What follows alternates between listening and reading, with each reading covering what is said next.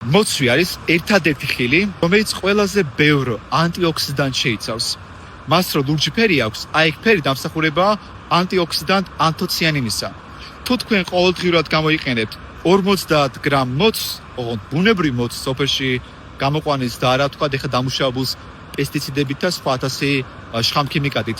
ამ შემთხვევაში სხეულს აქვს უზარმაზარი სარგებელი და ნახეთ რას გულისხმობ. ჩვენს ორგანიზმში ყოველდღიურად წარმოიქმნება დიდი რაოდენობით თავისუფალი რადიკალები.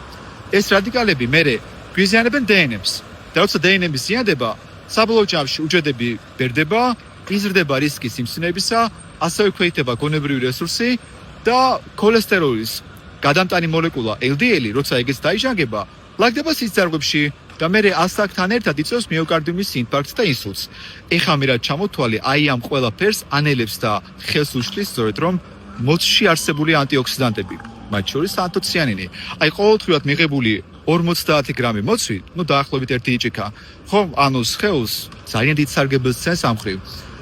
რა თქმა უნდა, ესე 28%-ით ნელდება ხოლმე ქოლესტეროლის ჟანგვა, მის გამტანი ნივთიერებისა, LDL-ისა და ამ 28%-ით მცირდება, რა თქმა უნდა, რისკი საბოლოო ჯამში მიოკარდიუმის ინფარქტის, ინსულტის, ოღონდ ეს ბუნებრივია ყოველდღიური გამოყენების შემთხვევაში. სხვადასხვა მოცს ასევე შეუძლია, რომ არტერიული წნევის კლებასაც შეუწყოს ხელი. ეხა ეს წნევის დამწევი არ არის, მაგრამ ესე 4%-ით ამცირებს ხოლმე არტერიული წნევის მაჩვენებლებს.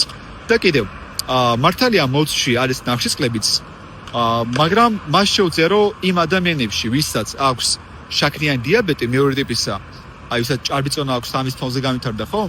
ინსულინის მგრძნობელობა გაზარდოს და გლიკემიური მაჩვენებლები უფრო გაუმჯობესოს, ვიდრე მანამდე იყო. ასე რომ მოცვი ეს არის ხირი, რომელიც რეალობაში ჩვენს სხეულში უფრო დაბერებას ებრძვის.